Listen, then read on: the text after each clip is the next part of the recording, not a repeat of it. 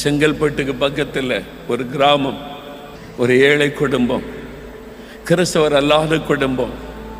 கணவன் மனைவி, ஒரு சின்ன பிள்ளை, ஸ்கூலில் படிக்கிற பெண் குழந்தை. கணவன் குடிச்சு குடிச்சு குடிச்சு துன்மார்க்கமாய் நடக்கிறவர். பாடு தாங்க முடியாமல் தெய்வங்களை தேடி தேடி அலைஞ்சி நிம்மதி இல்லாமல் இயேசுவை பற்றி அறிந்து கொண்டாங்க. நம்முடைய நிகழ்ச்சியை பார்த்து இயேசு அந்த தாயும் அந்த சின்ன மகளும் இயேசுவை ஏற்றுக்கொண்டாங்க. 10-12 வயசு மகள், இயேசு இப்படி ஒரு ஆண்டவர் இருக்கிறாருமா, நமக்கு சமாதானம் தருவார்னு இயேசுவை ஏற்றுக்கொண்டாங்க. தகப்பன்ட்டு சொன்னாங்க, அப்பா ஒரு நல்ல ஆண்டவர் இருக்கிறார், உங்களுக்கு பாவத்திலிருந்து விடுதலை தருவார், குடிப்பழக்கத்தை மாற்றிடுவார், நான் ஒன்றும் வேண்டாம், நீ என்ன மரம் மாறிட்டீங்களா? நீ தாயும் மகளை திட்டினார். தாயும் மகளும் ஜெபம் பண்ணுவாங்க இயேசுகிட்ட. யாரோ ஒருத்தர் பில்லி சூன்யம் பண்ணிட்டாங்க, கொடிய ஆவியை தோண்டி ஏவி விட்டதுனால படுத்த படுக்கையில் ஆயிட்டார், கை கால்கள் செயலற்று விட்டார். அந்த தகப்பனார் கை கால்கள் செயலற்று படுத்த படுக்கை. டாக்டர்கிட்ட தூக்கிட்டு போனாங்க. பல நாட்கள் மருத்துவம் பார்த்தாங்க. இனி ஒன்றும் பண்ண முடியாது. சில உள் உறுப்பெல்லாம் பாதிக்கப்பட்டு போச்சு, நிறைய உறுப்புகள் பாதிக்கப்பட்டு விட்டார். இனி கொஞ்ச நாள் தான் உயிரோடு இருப்பார், வீட்டுக்கு கொண்டு போங்கன்னு சொல்லிட்டாங்க. அந்த ஏழை தாயும் மகளை என்ன செய்வாங்க, வீட்டில் கொண்டு வந்து வச்சிருந்தாங்க. படுத்த படுக்கை, கை கால்கள் செயலற்று, உறுப்புகள் எல்லாம் பாதிக்கப்பட்டு மரண படுக்கை.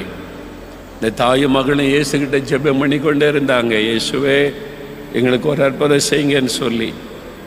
ஒரு நாள் அந்த தகப்பன் மரண நேரம் நெருங்கி விட்டார். மரணம் நெருங்கி வந்து விட்டார், சத்தமிட்டான். அப்படியே அவருடைய சரீர உறுப்புகள் ஒன்றா மரித்து கொண்டு இருக்கிறார். ஏற்கனவே கை கால்கள் செயலற்று போய் விட்டார். மரணம் நெருங்கி கொண்டு சத்தமிடுகிறான். அந்த தாய் மகளை ஓடி வந்தாங்க. அந்த சின்ன மகள் 12 வயசு மகள், தகப்பனார் படுக்க பகுதியில் முழங்கால் படியிட்டாள். உயிர் போய் கொண்டிருக்கிறது, செத்து கொண்டிருக்கிறார் தகப்பன். அந்த பிள்ளை என்ன ஜெபம் பண்ண தெரியுமா? ஏசப்பா வாங்க எங்க அப்பாவை தொடுங்க, ஏசப்பா வாங்க எங்க அப்பாவை தொடுங்க. அதான் ஜெபம். ஏசப்பா நீங்க வாங்க எங்க அப்பாவை தொட்டு குணமாக்குங்க. 12 வயசு சிறு பெண் கோப்பிட்டாள். தகப்பன் குடிகாரன் தான், குடிச்சு குடிச்சு வியாதிப்பட்டு மரணப்படுக்கை. இந்த சின்ன பிள்ளை கூப்பிடுது, அப்பா வாங்க, ஏசப்பா வாங்க எங்க அப்பா குணமாக்குங்க. ஏசு அந்த ஜெபத்தை கேட்டான். இந்த 12 வயசு சிறு பிள்ளையினுடைய சத்தத்தை கவனித்தார். என் பிள்ளை கூப்பிடுது, என் பிள்ளை கூப்பிடுகிறது. இயேசு வந்தார் அந்த வீட்டுக்குள்ள. அந்த வீட்டுக்குள்ள இயேசு வந்தார். அவருடைய தகப்பனாரை தொட்டார். அடுத்த நிமிஷம் சுகம் பெற்று படுக்க விட்டு எழும்பினார். கை கால்கள் செயல்படுகிறது, நடக்க முடிகிறது, உறுப்புகள் எல்லாம் புதிதாக்கப்பட்டு விட்டது, மரணக்கட்டு மாறிவிட்டது.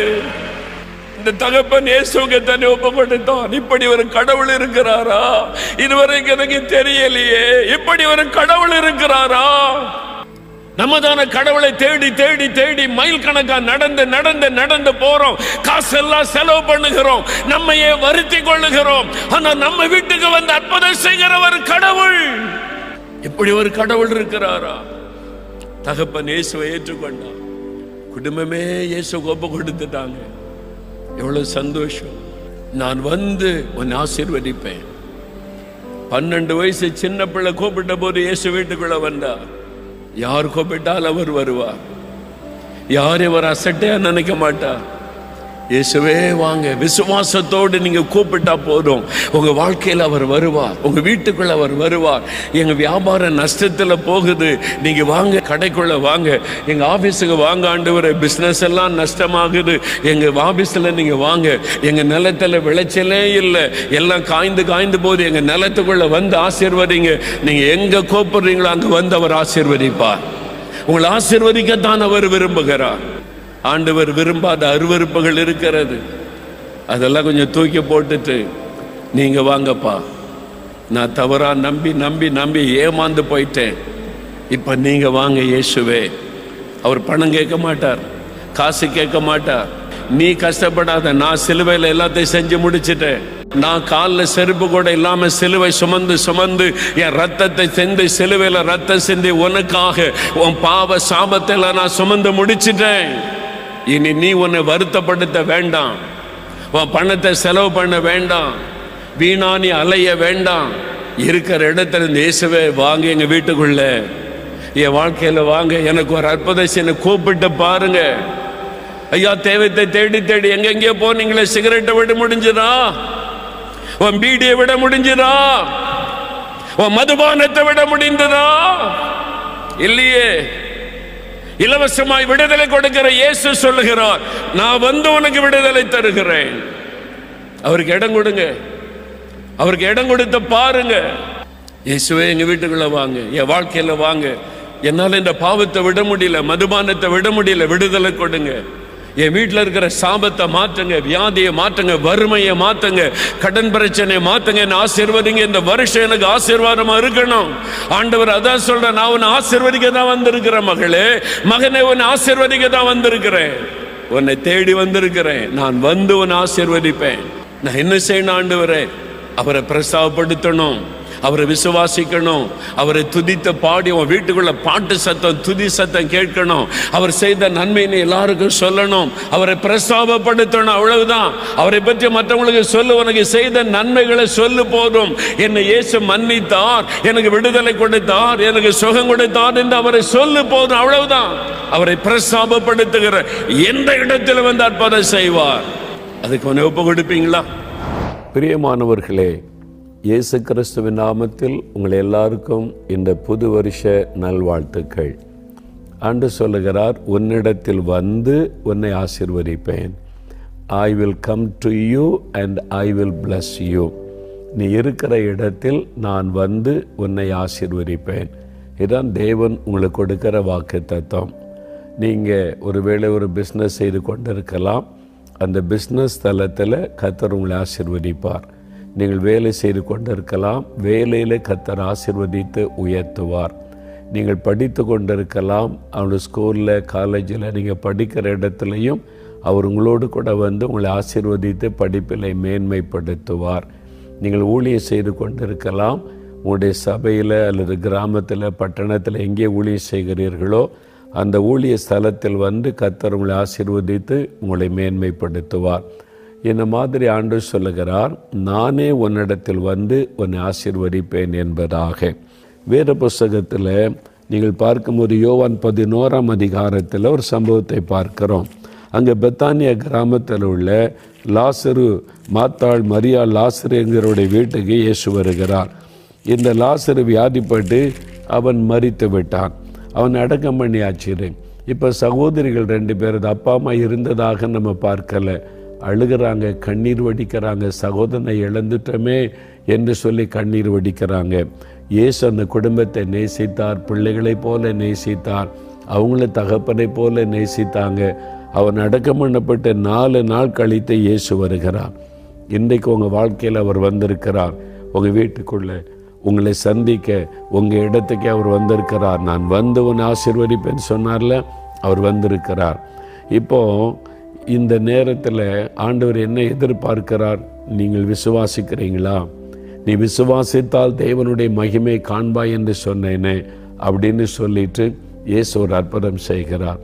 மரித்த போன லாசருவை 4 நாள் கழித்து உயிரோடு எழுப்பி அவருடைய கண்ணீரை துடைத்தார். அவங்க அழுதுகிட்டே இருக்காங்க, இழப்பினால் கண்ணீர் வடிக்கிறாங்க. நீங்கள் கண்ணீர் வடித்து கொண்டு இருக்கலாம். ஏதோ ஒரு இழப்பு, வேலையில் இழப்பு, ஆசீர்வாத இழப்பு, உங்களுடைய குடும்பத்தில் சில இழப்புகள், அதனால் உண்டான நிந்தைகள், அவமானங்கள், பரிகாசங்கள், அதனாலே கண்ணீர் எல்லாம் முடிஞ்சு போச்சுன்னா அவ்வளோதான் சூழ்நிலை. உங்களுடைய கண்ணீரை துடைக்க இயேசு உங்கள் வீட்டுக்கு வருகிறார், நீங்கள் இருக்கிற இடத்திற்கு வருகிறார். அவர் வந்து உங்களுக்கு அற்புதம் செய்து உங்களுடைய குடும்பத்தை ஆசீர்வதிக்க விரும்பித்தான் உங்களோடு பேசுகிறார். அதனால் இந்த நாளில் அவருக்கு இடம் கொடுங்க, அவரை வரவேற்று ஏற்றுக்கொள்ளுங்க. அப்பொழுது ஆண்டவர் அற்புதம் செய்வார். இப்போ நம்ம ஜெபிக்க போகிறோம். அப்படியே கண்களை மூடி, ஆண்டவரே, இந்த புது வருஷத்திற்காய் ஸ்தோத்திரம், நீர் கொடுத்த வாக்கு தத்தத்திற்காய் ஸ்தோத்திரம். நான் உங்களிடத்தில் வந்து உங்களை ஆசீர்வதிப்பேன் என்று சொன்னீரே ஸ்தோத்திரம். உங்கள் கையில் இருக்கிற ஆசீர்வாதங்களை நான் அறிந்து கொண்டேன். எனக்கு, எங்கள் குடும்பத்திற்கு இந்த ஆசீர்வாதம் வேண்டும். ரட்சிப்பின் சந்தோஷம் வேண்டும். பாவ மன்னிப்பின் மகிழ்ச்சி வேண்டும். பாவத்திலிருந்து விடுதலை வேண்டும். ஆண்டவரே, நீங்களுடைய பாவங்களை, அக்கிரமங்கள், மீறுதல்களை மன்னித்து அந்த ஆசீர்வாதத்தை எனக்கு தாரும், எங்கள் குடும்பத்திற்கு தாரும்.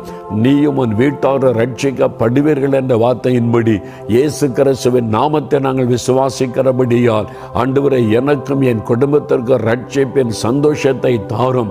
அந்த ரட்சிப்பின் மகிழ்ச்சியை நீர் தாரும். ஆண்டவரே, வியாதி, வேதனை, பலவீனங்கள் எல்லாம் எங்களுடைய குடும்பத்தை விட்டு விலக வேண்டும். இனி ஆஸ்பத்திரிக்கான வீண் செலவுகள் இருக்கக்கூடாது. சகல நோய்களும் இயேசுவின் நாமத்தில் விலகட்டும். என் குழந்தைகளை விட்டு இந்த வியாதி மறைந்து போகட்டும். என் மனைவி, என்னுடைய கணவர், என் பிள்ளைகள், என் பெற்றோர் ஒவ்வொருவரையும் தொட்டு சகல நோய்களும் எங்கள் குடும்பத்தை விட்டு விலகி போகும்படி செய்வீராக. அந்த ஆசீர்வாதம் உண்டாகட்டும், சுகம் உண்டாகட்டும் இயேசுவின் நாமத்தினாலே. இந்த நாளில் உம்முடைய வல்லமை தொடுகிறதற்காக, சுகம் தருகிறதற்காக ஸ்தோத்திரம். ஆண்டவரை ஆசீர்வதித்தருளும்.